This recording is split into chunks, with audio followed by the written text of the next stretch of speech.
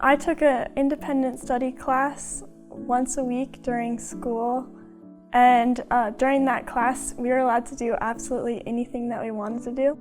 I decided that I wanted to do something that would help my school, and with that came the idea of renewable energy and solar panels. When Claire first told us that she wanted to do this project to put solar panels on our school, we were really excited. So it was a pretty big unknown, and we had no idea whether it would just be a schoolgirl's nice idea or turn into something big.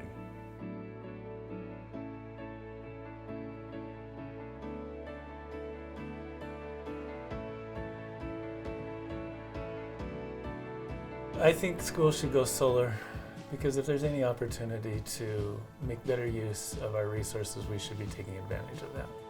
The solar panels would be saving our school about $8,000 every year.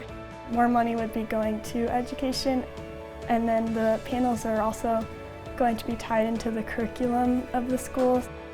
By putting solar panels on middle schools and elementary schools and high schools, it can leave an impact on more than just a few people.